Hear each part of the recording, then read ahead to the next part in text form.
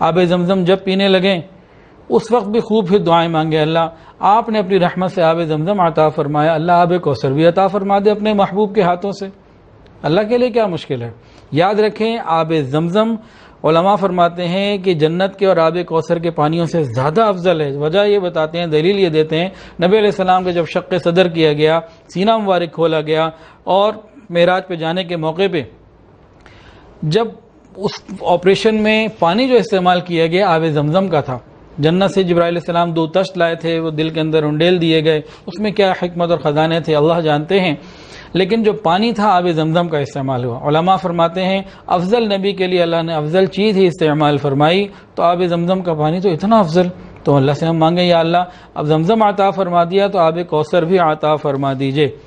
پھر نبی علیہ السلام نے فرمایا کہ زمزم کے وقت دعائیں قبول ہوتی ہیں، پینے کے وقت ہم مانگیں یا اللہ زمزم سے میری روحانی بیماریاں بھی دور فرما، میری جسمانی بیماریاں بھی دور فرما، میری ذہنی بیماریاں بھی دور فرما، تو انسان اللہ سے مانگے۔ پھر حضرت عمر رضی اللہ تعالیٰ مانگتے تھے اللہ میں آب زمزم پیتا ہوں موت کے وقت کی پیاس ختم کرنے کے لیے،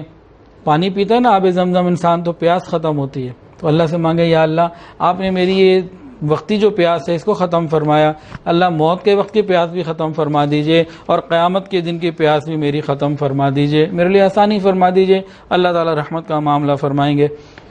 آب زمزم جب پئیں اللہ آپ نے زمزم پلایا، اپنی محبت کا جام بھی عطا فرما دیجئے، اپنی معرفت کا جام بھی عطا فرما دیجئے۔ تو اس طریقے سے انسان جب سوچتا ہے اللہ رب العزت بہت ساری مدد فرماتے ہیں اور چیزیں دل کے اندر آتی ہیں۔ تمام مقامات کے واقعات کو انسان سوچے اور اس کی نسبت سے پھر اللہ سے مانگے، اللہ دیتے ہیں۔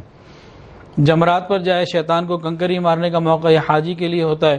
تو وہاں مانگے اللہ ابراہیم علیہ السلام کو شیطان نے بہکانے کی کوشش کی، وہ ان کے بہکاوے میں نہیں آئے، اللہ ہمیں بھی شیطان کے بہکاوے سے بچا لیجئے۔ جب کنکری ماریں تو اپنی شیطان سے بیزاری کا اظہار کر دیں، اللہ میں نے کنکریاں مار کر تجھ سے اپنی محبت کا اور شیطان سے اپنی بیزاری کا اظہار کر دیا، اب اپنا بنا لیجئے اور شیطان کے مکر و فریب سے بچا لیجئے۔ تو اللہ تعالیٰ اپنی رحمت کا معاملہ فرمائیں گے۔ مدینہ طیبہ میں جب جائیں نبی علیہ السلام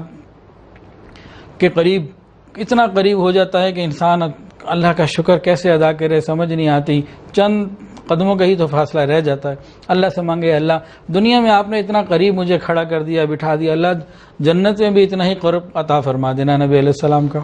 مدینہ طیبہ میں دسترخوان لگتے ہیں بدھ اور پیر اور جمعرات کو،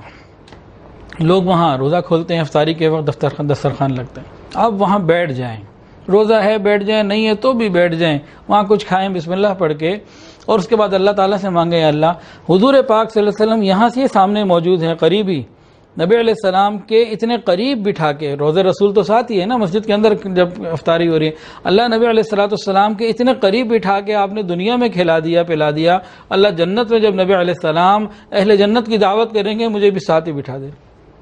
مانگنا ہی ہے نا۔ اس طرح ریاض الجنہ میں جب انسان جائے تب بھی انسان مانگے اللہ یہ وہ ٹکڑا ہے جس کو تیرے محبوب نے فرمایا کہ جنت کا ٹکڑا ہے، اللہ آپ کا فیصلہ ہے جس کو جنت میں داخل فرما دیتے ہیں نہیں نکالتے دوبارہ، اللہ اب مجھے وہ جنت بھی عطا فرما، اپنی رحمت کا معاملہ فرما۔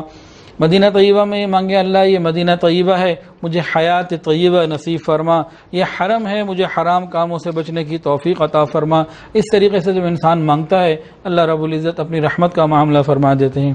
ایک بات کر کے بات مکمل کر لیتے ہیں۔ ایک حدیث کے اندر آتا ہے کہ قیامت کا دن ہوگا اور ایک شخص پریشان حال ہوگا، وہ دیکھے گا کسی کو کہ وہ جنت میں جا رہا ہے تو اس کو پکارے گا کہ مجھے پہچانا، جان پہچان کروانے کے بعد کہے گا دیکھو بھائی تم جنت میں جا رہے ہو، میں بھی پریشان حال ہوں، میرا مسئلہ بڑی تکلیف کا ہے، میں نے تمہیں دنیا میں ایک گلاس پانی کا پلایا تھا، کہے گا ہاں یاد آ گیا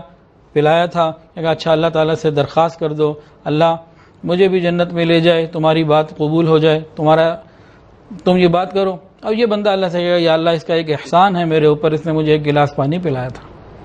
اللہ تعالیٰ فرمائیں گے ٹھیک ہے بھائی اپنے ساتھ اس کو لے جاؤ۔ تو ایک گلاس پانی پلانے کے اوپر بھی انشاءاللہ مغفرت کا امکان موجود ہے۔ تو حرم مکہ ہو یا حرم مدینہ، وہاں حاجیوں کی خدمت، ساتھیوں کی خوب خدمت کریں، ان کو زمزم بھی پلائیں، بہت سارے لوگوں کو زمزم اسی نیت سے پلا لیں کیا پتہ وہ گناہگار اور وہ پریشان حال میں ہی ہوں، یہ دنیا کے چنے ہوئے بندے آئے ہیں، اللہ کے پیارے بندے آئے ہیں، کیا پتہ یہ جنت میں جا رہا ہو اور یہ حدیث کا مصداق میں خود ہی کیوں نہ بن جاؤں۔ تو یہ بہانے جمع کرنے کی ایک بات ہے، ایک ادا ہے، شاید اللہ کو یہی پسند آ جائے کہ اپنی عاجزی کو دکھانا ہے، اللہ میرے پلے تو کچھ بھی نہیں، آپ سے مانگنے آیا ہوں۔ یوسف علیہ السلام کے بھائیوں نے ان سے کیا کہا تھا، اللہ اور یوسف علیہ السلام کے بھائیوں نے یوسف علیہ السلام سے کیا کہا تھا، ہمارے پاس قیمت تھوڑی ہے، اجر غلہ پورا دے دو۔ ہم بھی اللہ سے مانگے، اللہ عمل تھوڑے ہیں، قبولیت پوری عطا فرما دیجئے، اجر پورا عطا فرما دیجئے، اور ہمارے سفر کو ہماری مغفرت کا، نجات کا ذریعہ بنا دیجئے۔ وآخر دعوانا ان الحمد للہ رب العالمین۔